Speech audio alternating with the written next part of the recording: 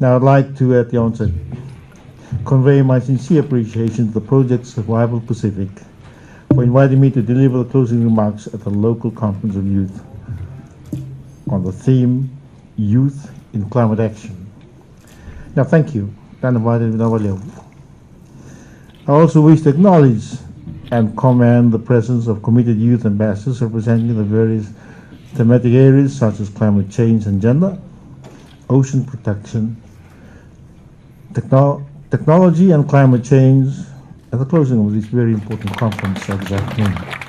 I'm certain that you have had His Excellency to very interesting, constructive discussions over the last 3 days, and that you have met the objectives of the conference. Well done, and congratulations to you all.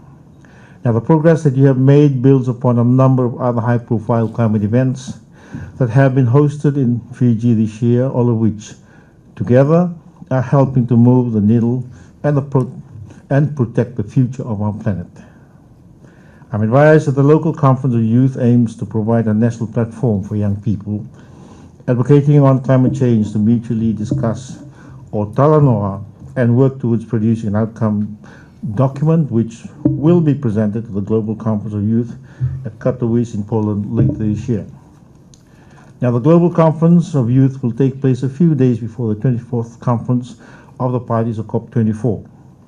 Now, the outcome document and videos from your meeting over the last couple of days will also be used by COP23 during the COP24 meeting and other events and awareness activities in weeks and months to come. Now, the purpose of the local conference of youth is to bring together local youth like you of various backgrounds who are passionate about addressing climate change, sharing their experiences and help promote a sustainable lifestyle. Conferences such as this provide a platform for youth leaders around the Pacific to gather and create adaptive solutions to combat climate change issues. As Fiji's President Head of State, I'm particularly pleased to see our youth actively participating in addressing issues that profoundly affect the lives of our people. Because as the leaders of today pass the baton in our fight against climate change, it is our young people like you who will carry us forward in the years to come. As I see the faces in this room, and as I have seen young Fijians all across our nation passionately tell their stories of how severe weather events have impacted their lives, I'm inspired and I'm given great hope. Thank you. It is clear that you are a green generation unlike any other nation or within the world has ever seen. You are a generation of conscious consumers, a generation of resilient storytellers, a generation of climate warriors. And when I talk to young people of the Pacific, I'm confident that this enthusiasm is not just a passing phase or a trend that will fade as you grow older. No, it is clear that you feel the urgency to fight this battle deep within your core, and you will carry this principle and this drive within you for the rest of your lives. My friends, climate change already has negative impact and effects on our people. We have started to lose vital land areas that contribute to our people's, our nation's sustainability and survival. In Fiji, we have started to relocate entire villages and will continue to do so. We've invested hundreds of millions of dollars in climate resilience and adaptation funding. We have taxed plastic bags to discourage waste, with a plan to fully phase them out by 2020. Not long to go. We are running out of time.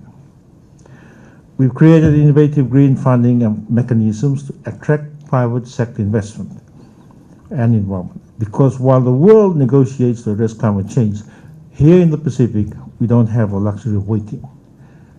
The impact of climate change is profound, it is real, and it's a present-day threat to all of us. Our seas are rising. Cyclones that ravage our countries are getting stronger, and we are taking action for our people today. The world realized that if we do not manage climate change now, it will ultimately affect the very survival of the future generations of the world over, including our Pacific people.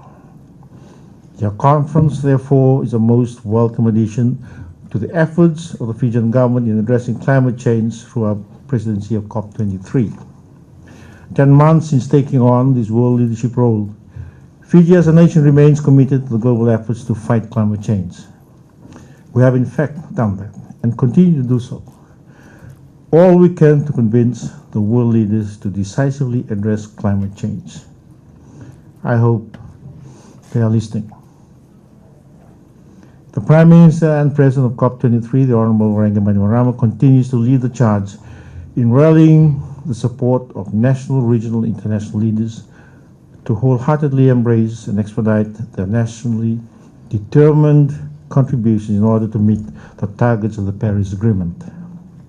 Just this week, he's been in San Francisco, California, to continue the push for progress at the Global Climate Action Summit, where he is bringing the voice of Fijians and all Pacific Islanders to the international stage once again. I take this opportunity to acknowledge the work of Project Survival Pacific, whose aims are to mobilize, influence, motivate, empower, and engage with our youths. It was initiated out of the survival campaign of the International Youth Climate Movement during the 14th session of the Conference of Parties of the United Nations Framework Convention on Climate Change Negotiations in Poznan, Poland in December of 2008. Now, with the assistance of Project Survival Pacific, youths are part of the programs, projects and initiatives and activities to help contribute to sustainable development.